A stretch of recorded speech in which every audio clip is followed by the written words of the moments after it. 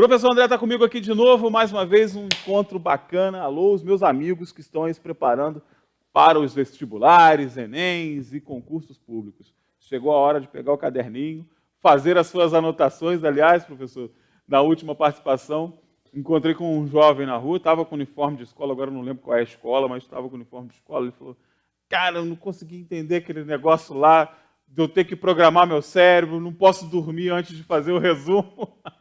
Sinal que a gente está chegando com a mensagem, né, professor? Exato, isso é muito bacana, exato, né? Exato. Essa resposta é sensacional. Né? Toda informação que a gente recebe pela primeira vez, ela precisa ser compreendida, quer dizer, entendida ali. Mas é importante, para retomar esse pensamento do aluno, basicamente, aula estudada num dia é aula fixada no mesmo dia antes de dormir. Tá vendo? Era bem simples. Eu tentei explicar, mas não fui tão sucinto como eu. Dei uma enrolada lá, mas eu acho que eu expliquei o aluno. Ou seja, ele ficou satisfeito. Né? Assistiu aula hoje de matemática, de geometria, por exemplo, vai estudar de tarde, se a tua aula for de manhã, ou de noite, se a tua aula for de tarde, ou mais à noite ainda, se a tua aula for de noite. Foi de noite.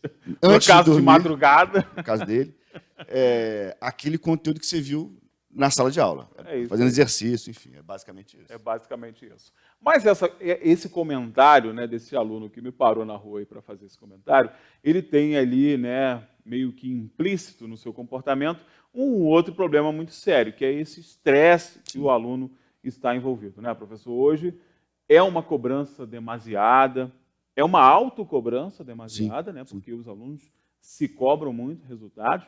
Eu tenho 2 ex-adolescentes em casa, hoje 2 jovens adultos, já nas suas carreiras profissionais, mas eu acompanhei isso muito de perto, né? Essa autocobrança. Em que ponto a família precisa ser um medidor, aí, uma temperatura, tentar dar uma apaziguada nessa cobrança e não contribuir ainda mais para essa cobrança? Pois é, isso é talvez um dos grandes problemas que a gente enfrenta hoje, porque a gente pode pensar várias formas de pensar a educação. A educação regular, cotidiana, em que o aluno vai para a escola e não tem uma preocupação necessariamente, com uma prova no final do ano, uma aprovação em algum outro instituto, enfim. Esse é um ponto. O segundo ponto é você obrigatoriamente ter que fazer uma prova, que é um crivo ali, um limitador, um delimitador, na verdade, de você ir para um outro grau. Alcançar um novo degrau. Um novo degrau. Nesse caso, um concurso público, por exemplo, vestibular, institutos militares, enfim, você tem que não só ser bom, porque o que é bom? É você passar de ano. Se você tirar 6, na maioria das escolas, que é a média 6, o colégio público é 5, você passa de ano e fica tudo certo, mas você não é aprovado em nenhuma dessas instituições. Você precisa tirar uma nota bem superior ao que você tira, porque você vai concorrer com outras pessoas. Então, isso, obrigatoriamente, leva a um estresse pessoal. A pessoa vai ser levada para uma vitrine onde vai ser apontado o sucesso ou o insucesso. Só por si só, isso já é terrível. Se eu tivesse que fazer uma prova de história agora, ou você sobre jornalismo, você ficaria minimamente tenso ali, porque é um crivo, né, que você está sendo exposto. Tal. Imagina para um jovem de 15, 16, 17, 18 anos de idade, 20. Eles ainda não têm muita maturidade emocional para suportar essa carga. Então, o estresse ele é absolutamente natural. Ele vai acontecer. O que é preciso fazer é diminuir essa carga de estresse. A gente tem várias possibilidades. Então, por exemplo, a família, legitimamente, genuinamente, ela quer o melhor para os seus filhos, obviamente. Então, ela quer que o filho passe no vestibular. Só que ela pode atrapalhar se ela colocar uma pressão sobre a nota.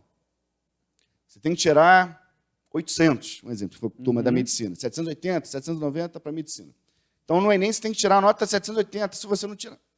Se você cobrar resultado, a chance do aluno obter esse resultado é cada vez menor. É mais ou menos no esporte, por exemplo, no futebol.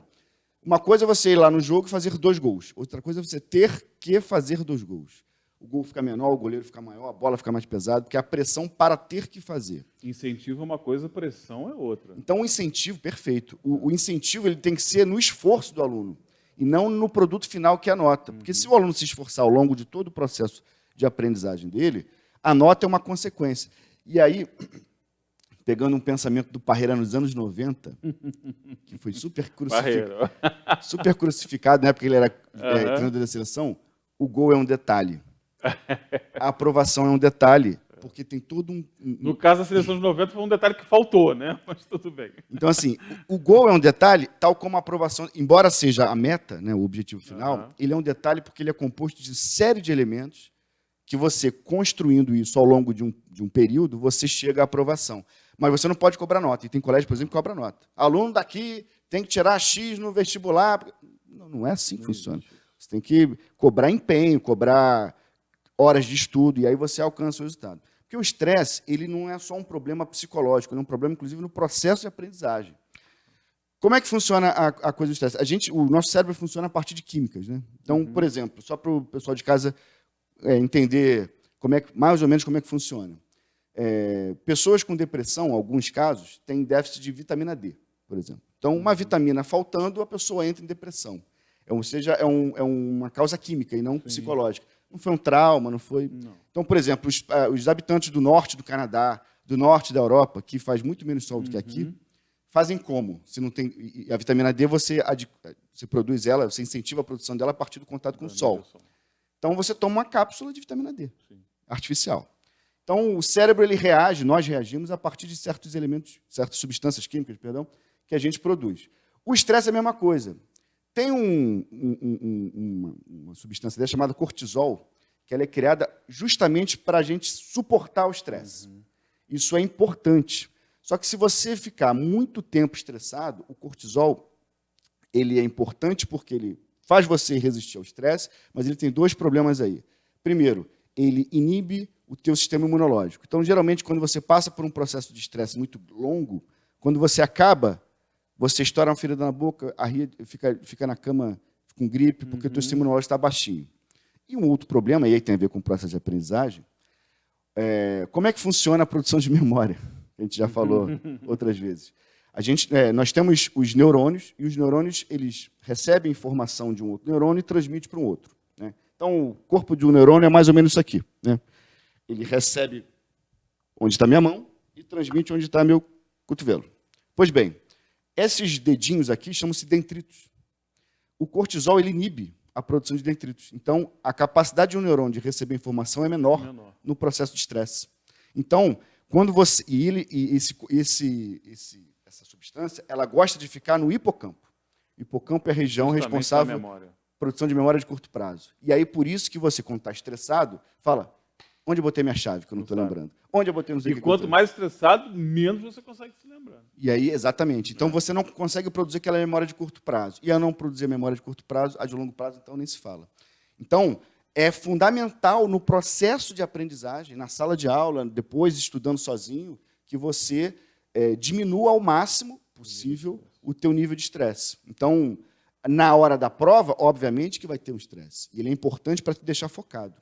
Agora, ao longo do ano, você tem que medir isso. E a família é fundamental, porque se ela pressionar mais, e a gente, por exemplo, eu sou diretor e recebo vários alunos, várias famílias, eu entrevisto todo mundo antes de se matricular lá no curso, todo mundo.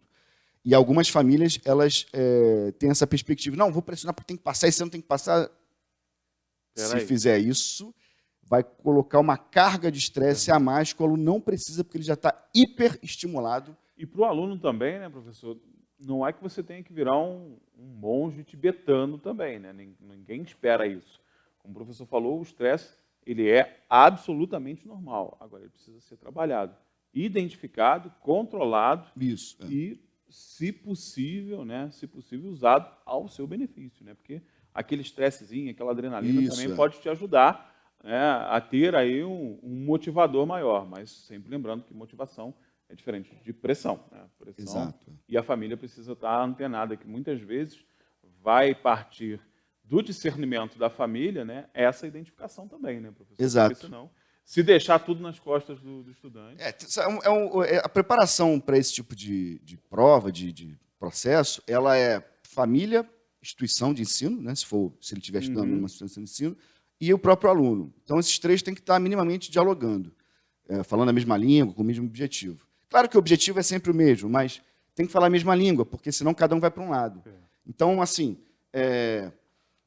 essa coisa da família ele é absolutamente central. A gente tem e aí é uma questão um pouco mais profunda, que é uma certa terceirização da atenção dos filhos e das filhas, obviamente, para a instituição de ensino, né? A família, em alguns momentos, não, claro que não é uma regra, mas em alguns momentos terceiriza-se a importância da atenção e da orientação para a instituição de ensino.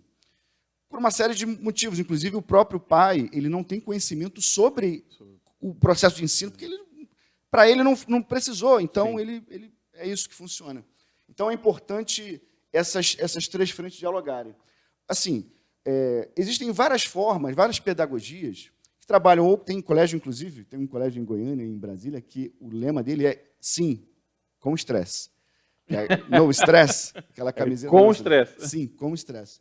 Porque é a lógica deles. E tem colégio que trabalha com outra vertente.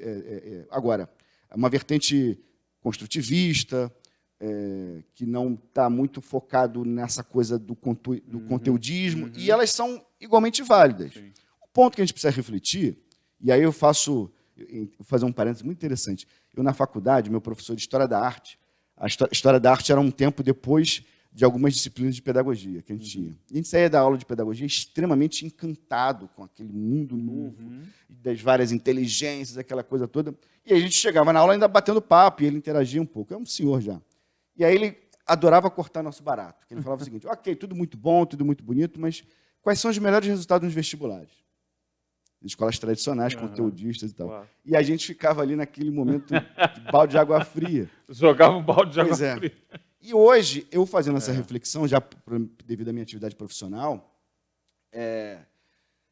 de fato, se a gente pegar o conjunto de instituições que preparam para esse tipo de concurso, prova, enfim, elas são mais conteudistas. Então, é muito improvável que um aluno que não se prepare, se não dedique horas da sua vida, num dado momento, obviamente, para a medicina, para instituições militares ou direito, ele não vai conseguir, porque você precisa, e isso leva estresse. Então, como é que a gente consegue medir isso? O que te dá prazer pessoal, você precisa fazer. Então, se é exercício físico aeróbico, de preferência, isso produz algumas substâncias que te dão uma sensação de prazer, inclusive que conseguem produzir os dendritos. Melhora a tua capacidade de criar memória.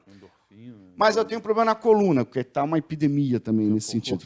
Eu sou um deles, inclusive. Não mais porque eu fiz uma cirurgia, mas alguns alunos têm. Então, eu não consigo. Então, você vai tentar fazer algo que te dê prazer. Se é, num dado momento, ler um livro, se é ver uma série, ou se é estar com a família, ou se é... Jogar um videogame. Ou seja, você tem que ter, num dado momento, óbvio que tem que ser... pontual. Não pode ser uma regra. Não, isso tem que ser pontual. Para você quebrar um pouco desse nível de estresse que você...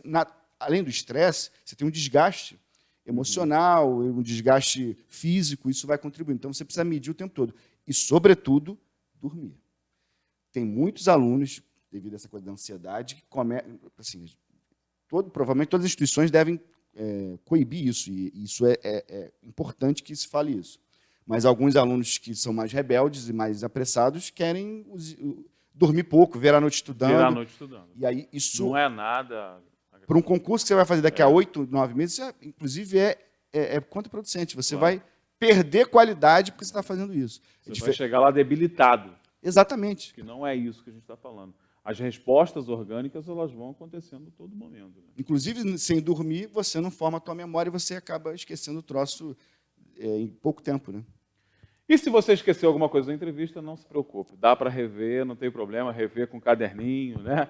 E se encontrar com a gente na rua, né, professor? Sim, sim. Pode parar e perguntar, não tem problema não. Se eu não souber, eu pergunto para o professor André. E você, fique tranquilo, essas dicas são importantes. Se tiver alguma, como eu sempre falo aqui, vá lá no CPT, bate um papo com o pessoal.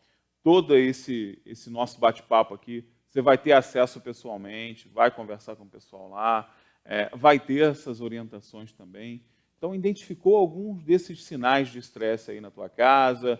Você, estudante, identificou esse sinal de estresse, quer se ajudar, quer procurar entender o que está acontecendo de errado, também vai lá, vai no curso, bate um papo, que eu tenho certeza absoluta que vai ter solução para o teu problema. Não precisa se estressar, né, professor? Exato. Solução a gente arruma, né? Sempre tem. Se não tem solução, não é um problema. Exatamente. Professor, obrigado mais uma vez pela participação. Eu que agradeço, Anderson. Grande abraço. A gente vai para o intervalo comercial rapidíssimo. Daqui a pouco a gente está de volta.